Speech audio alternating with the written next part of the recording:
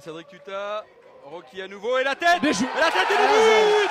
Le premier but ici, il est inscrit par Mathias Serin après seulement 6 minutes de jeu. Amiri qui peut centrer là de son pied gauche, attention, le ballon, t'as destination de Diawara, attention, une frappe de la part de Sako et un cafouillage et l'égalisation. Égalisation de la part de l'équipe marseillaise. J'ai pas vu là qui a marqué, je vous l'avoue. Sako sur le côté droit pour Rémi Sergio qui décoche une frappe mal maîtrisée de la part de Florian Verplanck. Attention avec ce ballon et le but. Le deuxième but marseillais avec cette énorme erreur de Florian Verplanck et le but de Maguette Diong. Marc Fachon, un ballon devant pour Zakaria Grich. Un 3 contre 2. La surface de réparation. Un centre en retrait pour Tuta. Oui. Et l'égalisation dunkerquoise ici juste avant la pause. Égalisation de la part de Cédric Tuta. Le ballon pour Grich, pour Serin, plutôt Serin qui rentre en pleine surface. Et monsieur l'arbitre qui désigne le point de pénalty sur cette faute. En position de dernier défenseur, oui. Et c'est un carton rouge, un carton rouge pour Fabien Barillon. Ça se travaille. La frappe de Cédric Tuta, le ballon qui passe à côté du but de Siegfried Aïssi Kédé. On essaie de jouer avec Timité. Et monsieur l'arbitre qui désigne une seconde fois le point de pénalty pour cette faute de Fofana sur Timité. Et qui marque Aïssi Kédé, troisième but dunkerquois et sans doute la victoire pour l'USL Dunkerque dans l'ouverture de ce championnat.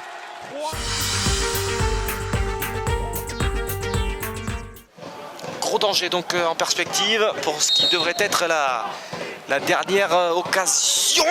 Superbe parade de Simon Pont-de-Mai sur cette tentative remarquable. Talaoui avec sa vitesse, la frappe et l'ouverture du score signé Sofiane Attic, alors que ça faisait un petit moment qu'on ne l'avait plus vu. Sofiane Attic, il ne présidait plus aux destinées du jeu de son équipe.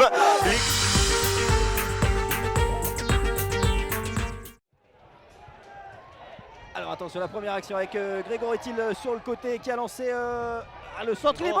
Oh, l'ouverture du score. Et le but. L'ouverture du score. L'ouverture du score pour Boulogne. Et c'est bien parti, ça passe à côté. On a cru au but où on était placé.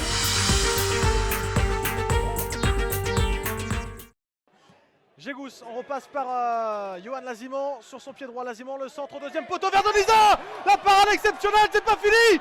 Encore le défenseur dans les 6 mètres avec l'aide de Maxime Aubois. Mais là, il y a Pereira qui surgit. Elton da Silva Pereira pour Mayela. Mayela qui va insister. La frappe et le but. Oh, il est superbe ce but de Davel Mayela. L'ouverture du score lavalloise. Ici à Guipiriou 1-0. Et quelle frappe de Davel Mayela. Etinov pour Pape Makoussar, le ballon piqué vers Etinov, ça passe. Etinov fait deuxième but, non, le poteau.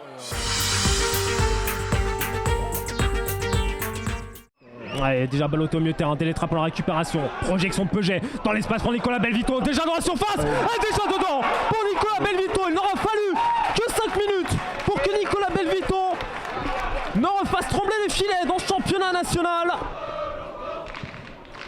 Le coup franc frappé dans la surface par Deletra, la tête de Belvito, non, ça retraînait dans la surface de réparation de Deletra justement pour le 2-0. Grenoble a décidé de ne pas faire de cadeau sur ce début de match, 2 frappes, 2 buts, et c'est finalement le capitaine Jean Deletra qui va mettre cette sanction.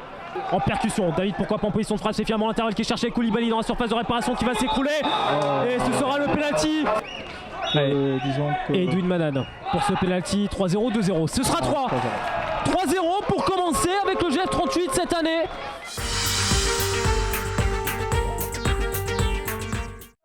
Bien joué, ce ballon à gauche là sur Crillon.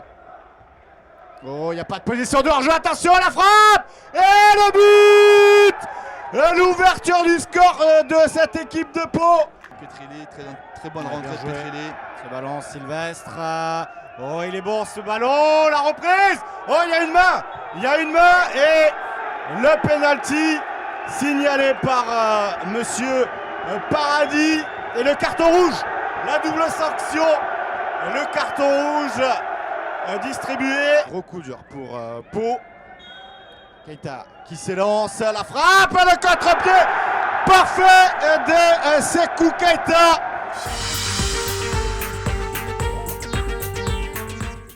Dans les 16 mètres, sur ce corner frappé par la patte droite de Gomez, et le premier but après moins de 3 minutes de jeu en faveur de Cholet. Bah oui, avec ce centre devant le but, c'est dangereux, et ça fait 2, et ça fait 2-0. Le centre de Samir Bakir vers Dorian Bertrand qui pour son premier match en national.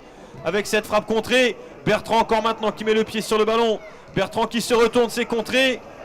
La frappe maintenant de Gébélé, Garland Gébélé, l'une des recrues de cette équipe de Cholet. Bah, il y a le centre vers Bertrand, 4-0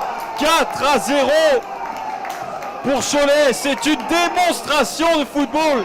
Dorian Bertrand pour Gomez, l'arrivée de Rocu dans son dos, Gomez préfère centrer, tête de soirée, Rocu, 5-0, ça continue. Et là c'est lui qui récupère un ballon, qui crochette, qui vient caler dans l'axe, la frappe pied gauche, elle est cadrée. Et le bout du bras c'est dégagé, c'est repris, c'est récupéré par Bougouri. Et il était hors jeu sur le dégagement. Cet angle-là au pied du tableau d'affichage. Stade Massabielle, Elissal pour frapper ce corner. Et Réal qui reprend et c'est le but. L'ouverture du score de Béziers. C'est quand même le 4e même corner qu'on met, 4e joueur de Béziers qui prend de la tête.